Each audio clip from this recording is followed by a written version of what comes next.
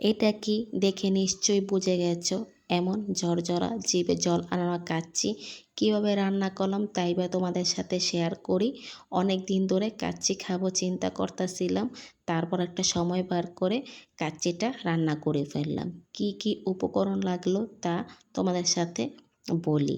এখানে গরুর মাংস নিয়েছি, খাসির মাংস নিইনি, বড় বড় পিস করা গরুর মাংস নিয়েছি। আর এখানে ফটুনি বাসমতি চাল নিয়েছি আর কাচ্চির মশলা নিয়েছি।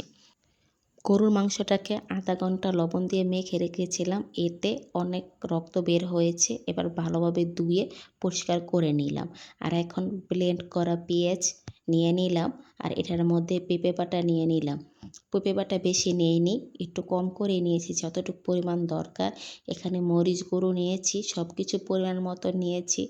আর 1 প্যাকেট চাল মানে 1 কেজি চালই নিয়েছি। এখানে পরিমাণ মতন টক দই নিয়ে নিলাম। মাংস যতটুকু অতটুকু পরিমাণ মতো সব কিছু নিচ্ছি। এখানে বাদাম বাটাটাও দিয়ে দিলাম। সব কিছু তোমাদের ডিটেলসে বলছি। আর এখন আদা রসুন বাটা দিয়ে দিলাম।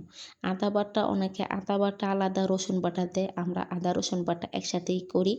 আর এখানে জিরা মশলা বাটা, সব জয়ফল জয়ত্রী এসব বাটা না, জিরা মশলা বাটা। আর এখানে গরম মশলা, এই যে লং, এলাচ, তেজপাতা এগুলো দিয়ে দিলাম। আর এখন কাচ্চির মশলাটাও দিয়ে দিলাম। এটার মধ্যে লং, এলাচ এগুলো থাকে, তারপরে একটু এক্সট্রা দিয়ে দিলাম। এগুলোকে এখন ভালোভাবে মিক্সড করব। মিক্সড হয়ে গেলে একটু রেখে দিব। এই যে মিক্সড হয়ে গেছে। এখন লবণটা কম হয়েছে, লবণটা একটু দিয়ে দিলাম। লবণ আর টেস্টিং সল্ট দিয়েছি এর আগে। এখন এই যে মাংসর মধ্যে মশলাগুলো দিয়ে দিব। মাংসগুলো এই যে দেখো কি পরিষ্কার হয়েছে। এখন মশলাগুলো ভালোভাবে মাখবো, তার জন্য বলের মধ্যে এই মাংসগুলো নিয়ে রেখেছি যাতে মশলাগুলো ভালোভাবে মিক্সড হয়। এটাকে অনেকক্ষণ লাগিয়ে মাখবো।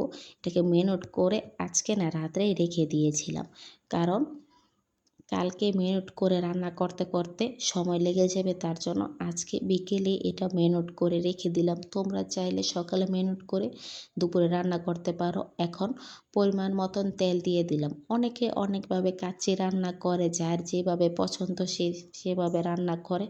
আমরা এভাবে রান্না করি, তার জন্য এভাবে আমি দেখাচ্ছি। আর এখন বেরেস্তা দিয়ে দিলাম। বেরেস্তাটা একটু বেশি করেই করে নিও, কারণ এটা অনেক লাগে। এই যে বেরেস্তা দিয়ে দিলাম। আর এখন পরিমাণ মতন গুঁড়া দুধ দিয়ে দিলাম। আমরা ডিপ্লোমা দুধটাও দিই। অনেকে এখানে গুঁড়া দুধের বদলে গরুর দুধে দিতে পারে, কিন্তু এটা পানি পানি ধরনের হয়ে যাবে, তার জন্য। আর এখন ঘি দিয়ে দিলাম। এটাকে এখন মেরিনেট করে রেখে দিব, তার জন্য সব কিছু দিয়ে দিচ্ছি। সকাল হয়ে গেছে, এখন চালটা ধুয়ে আধা ঘন্টা রেখে দিব। চালটা এমনি ভিজিয়ে রাখবো না, আগে ধুয়ে তারপরে ভিজাবো। এখন পানিটা গরম করতে দিলাম, আর আলুগুলো ভেজে নিলাম। আর মেরিনেট করা মাংস দেখো এমন হয়ে রয়েছে। আর এখানে যা যা উপকরণ দরকার, আলু বোখরা ঘি এগুলো নিয়ে নিলাম। এখন পাতিলার মধ্যে মাংসগুলো ঢেলে দিলাম। এখন এখানে পরিমাণ মতন, পরিমাণ না 2টা সস দিয়ে দিলাম। এটার মধ্যে এখন ভালোভাবে মিক্সড করছি। এটার মধ্যে এখন গোলাপ জল দিয়ে দিলাম। গোলাপ জলটা দিতে হবে। আর এখন আলু দিয়ে দিলাম। আলুটা হালকা ভাজা দিয়েছি না, এটার মধ্যে সিদ্ধ হয়ে যাবে পুরোপুরি, তার জন্য। আবার বেরেস্তা দিয়ে দিলাম। পেঁয়াজ বেরেস্তাটা একটু বেশি দরকার, তার জন্য এটা বারবার দিচ্ছি। আর এখন আলু বোখরা দিয়ে দিলাম। আলু বোখরাটা আমার তো এত ভালো লাগে, আমার মন চায় না দিয়ে আমি এগুলো সবগুলো খেয়ে ফেলি। এটা সবারই, আমাদের ঘরে সবার ভালো লাগে। পোলার মধ্যে দেই না বেশিরভাগ, কিন্তু এটা খেয়েই ফেলি। এখন দিয়ে দিলাম আবার ঘি।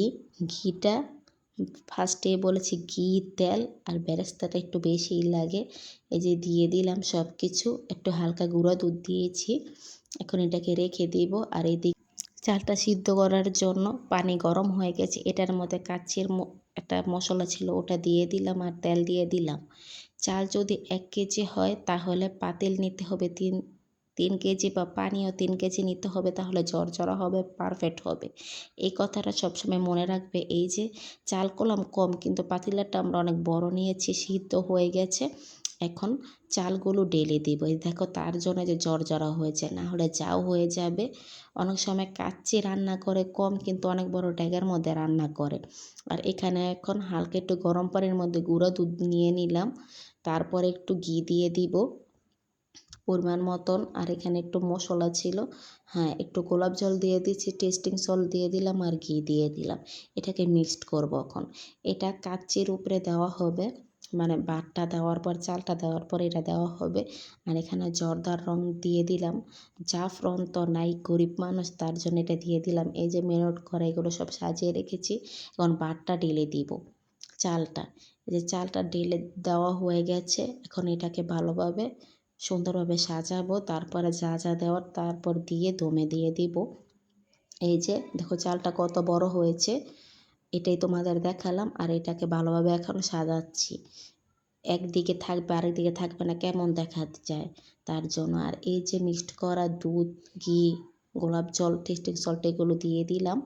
আর এখন জর্দার রংটা দিয়ে দিলাম, কারণ ফার্স্টেই বলেছি জাফরান নেই, কারণ আমরা গরিব মানুষ, খাচ্ছে যে খাচ্ছে এটাই অনেক।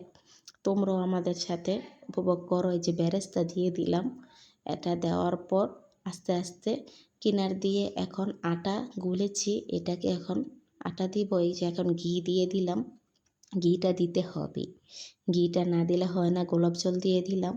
আর এই যে এখন কিনার দিয়ে আটা এটা গোলা করেছি, কতগুলো আটা শেষ হয়ে গেল। এই আটা দিয়ে রুটি 2-3 দিন খাওয়া যেত। যাই হোক কাচ্চি খাবো আর একটু কষ্ট করতে পারবো না, ঠাস করে এটা বসিয়ে দিল, কারণ এটার উপরে অনেক জিদ, এতগুলো আটা কেন লাগলো তার জন্য।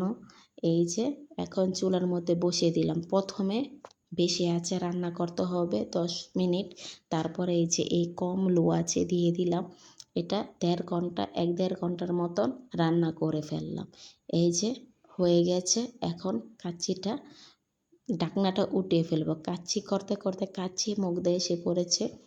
আর আবহাওয়াটা এত ভালো ছিল যা বলার বাইরে। আমার শাশুড়ি সব সময় খিচুড়ি রান্না করার সময় রোদ ওঠে, আর আজকে কাচ্চি রান্না করছে। আলহামদুলিল্লাহ আবহাওয়াটাও ভালো, আজকে 3-4 দিন ধরেই আবহাওয়াটা অনেক ভালো। অবশেষে রান্নাটা হয়েই গেল। আর এটা টেস্ট করছে, মানে দেখছে হয়েছে কি না তার জন্য। আর এখন বাড়ার পালা, সবাই খাচ্ছি। ঘ্রাণ দেখে আর কাচ্চির দেখে আমার লোভ সামলাতে পারতাছিলাম না। এই যে এমন মজাদার আর ঝরঝরা হয়েছে। তোমরা যদি এমন পারফেক্ট আমার রেসিপিটা দেখো তাহলে বুঝবে। এখন খাবার পালা, কথা আর বলতে মন যাচ্ছে না, খেয়ে নিচ্ছি। আলুটা দেখো কি নরম হয়েছে, মাংসটা অনেক নরম হয়েছে, কিন্তু আমি এক হাত দিয়ে মোবাইল আর এক হাত দিয়ে খাচ্ছি, তো তার জন্য এমন দেখা যাচ্ছে।